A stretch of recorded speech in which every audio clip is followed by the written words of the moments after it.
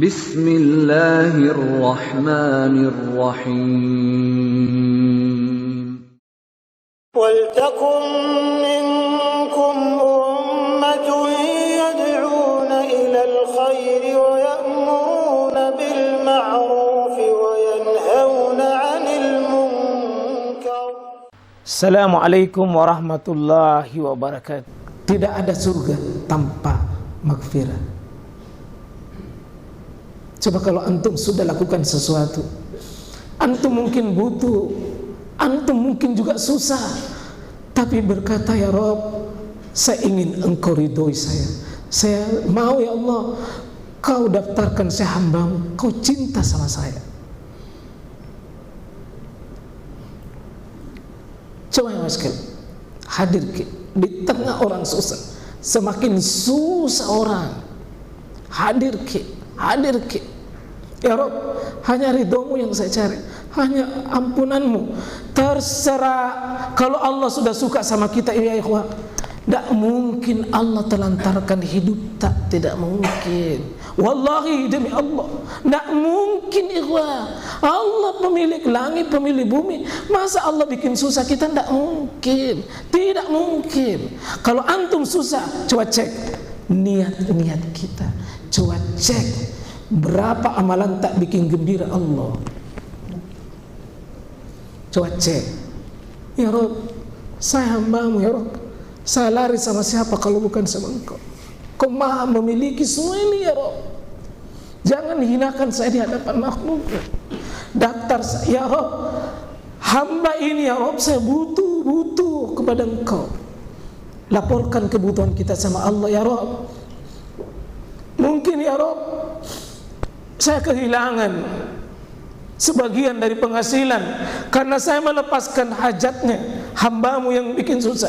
Antum sampaikan dengan tulus, ikhlas, Allah maha mendengar. Coba lihat bagaimana susahnya Siti Hajar di tengah keluarganya, anaknya menangis untuk bisa melanjutkan kehidupan. Air, tidak ada air. Larilah Siti Hajar, Bukit Safa, Bukit Marwah, 400 meter kali 7,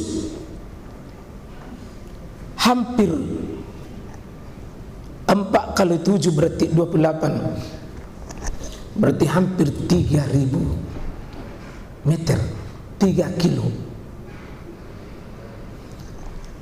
Anak menangis 7 kali dia bolak-balik, tidak ada rezeki di situ, tidak ada rezekinya di sana. Ketika dia sudah selesai sa'i, cari pertolongan Allah, tidak ada air di situ, tidak ada rezeki di situ. Tapi anaknya dapat rezeki yang tidak pernah dihitung oleh Siti Hajar. Tumitnya yang menghasilkan. Bayi yang lemah, yang kecil, itu yang menghasilkan ya ikhwah.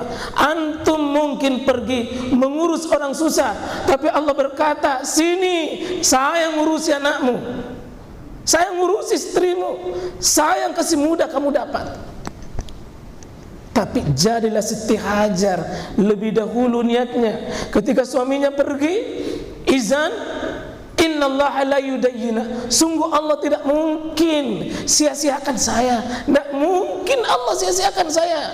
Izhab, pergi maki wahai suamiku, kalau itu ridha Allah tujuanmu, tidak mungkin Allah biarkan saya sendiri. Ya ikhwah, cari pekerjaan yang Allah ridha buat kita, Allah senang buat kita. Mungkin antum susah, hari itu antum tidak dapat apa-apa, antum korban hari itu, tapi bilang ke sama Allah, ya Rabb, langitmu kau yang punya, bumimu kau yang punya, anasmu kamu yang punya, rezeki kamu yang punya, ya Rabb, saya butuh, jangan hinakan saya di hadapan makhluk. Bikin amalan ya ikhwah, Allah ridho, Allah senang. sehingga Allah melepaskan hajat-hajat kita. Ketika kita melepaskan hajat-hajat manusia, kebutuhan-kebutuhan manusia dilepaskan, baru kita minta, ya Rabb, saya hambamu dan saya tidak mungkin lari sama siapa kecuali sama Engkau. Karena ya, kalau Allah yang bekerja, misteri caranya. Kalau Allah yang kerja, tidak pernah akal itu sanggup untuk menerima. Tidak pernah sanggup. Kalau Allah ingin muliakan seseorang dengan kerjanya Allah, tapi ingat satu suratnya, hati nurani kita yang paling dalam di atas ilmu, di atas ilmu, daftar sama Allah ya Rabb. Coba dalam hadis Al-Bukhari, 3 orang terjebak dalam gua. Ketika dia berjalan sampai larut malam, tidak ada tempat, maka dia masuk dalam gua. Qadarullah, guanya tertutup dengan batu. 3 orang terperangkap. Bisa dibayangkan kalau dulu tidak ada bawa HP. Beda kalau sekarang, di mana-mana HP. Pengajian saja masih lihat HP, sholat juga pakai HP, sholat sambil bunyi-bunyi HP-nya. Dulu tidak ada. Maka dia SMS Allah. 3 orang masing-masing membawa doa terbaiknya. Dia membawa doa terbaiknya atas sebuah amalan terbaiknya. Kita ingat ya, dalam hadis yang panjang itu, satu, mengingat amal terbaiknya adalah seorang anak muda yang pernah seorang gadis menyerahkan dirinya total di hadapan dirinya. Dia bisa bikin apa saja, itu laki-laki. Tapi di akhir satu kata perempuan, kau takut kepada Allah. Kau bukan milik saya dan saya juga bukan milikmu. Kau tidak berhak buat saya dan saya juga tidak berhak milikmu. Uangmu kau kasih saya, kau serahkan sama saya. Kau sudah kuasai diriku. Tapi Allah tidak ridho dengan amalan ini. Pucat laki-laki tersebut mendengar nama Allah disebut, dan pucat laki-laki tersebut meskipun dia bisa berbuat, perempuan itu menyerahkan dirinya. Tidak ada lagi dayanya perempuan.